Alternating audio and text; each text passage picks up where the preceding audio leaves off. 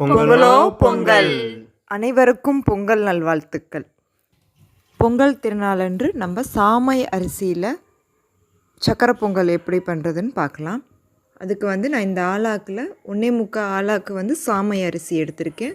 ஆலாக்கு பாசிப்பருப்பு எடுத்திருக்கேன். அது ரெண்டையும் நல்லா தண்ணி ஊற்றி ஒரு 2-3 முறை கழுவி நம்ம நல்ல தண்ணி ஊற்றி ஊற வச்சிடலாம். ஏன்னா இந்த பானையில் இருக்க தண்ணி கொதிக்கிற வரைக்கும் அது ஊறினா நல்லா சீக்கிரமாக வெந்து வந்துடும் நம்மளுக்கு.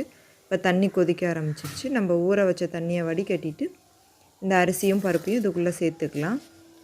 நம்ம கிண்ணத்தில் இருக்க மொத்த அரிசியும் போட்டதுக்கப்புறம் பக்கத்துலேயே இருந்து நம்ம கரண்டியை வச்சு கிண்டி விட்டுக்கிட்டே இருக்கணும். ஏன்னா நம்ம மண்பானையில் பண்ணுறோம். டக்குன்னு தண்ணி குறைஞ்சிருச்சு அப்படின்னா அது அடி பிடிக்க ஆரம்பிச்சிடும். அதனால் நம்ம கிண்டி விட்டுக்கிட்டே இருக்கணும்.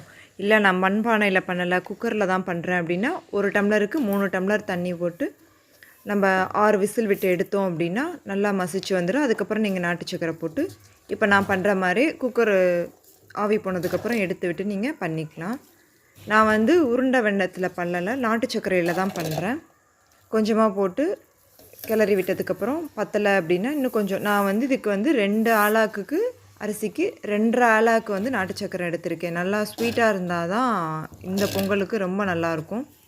அதனால தான் நான் 2.5 ஆலாக்கு எடுத்திருக்கேன்.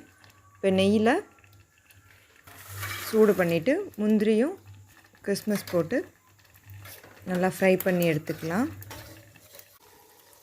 பொங்கலில் சேர்த்துட்டு நம்ம நார்மல் பச்சரிசியில் பண்ணாமல் இந்த மாதிரி சிறுதானியங்களில் பண்ணால் உடம்புக்கு ரொம்ப நல்லது கூட.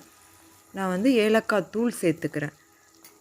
சேர்த்துட்டு இது எல்லாம் அந்த கிஸ்மிஸ், முந்திரி, நெய், ஏலக்காய் தூள் எல்லாமே சீராக எல்லா இடத்துலையும் கலக்கிற மாதிரி கிளறி விடணும்.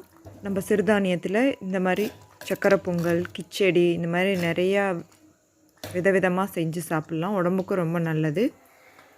இப்போ செஞ்சுட்டு வாழை இலையில் வச்சு பரிமாறுங்க. சூடான சுவையான சாமை பொங்கல் ரெடி.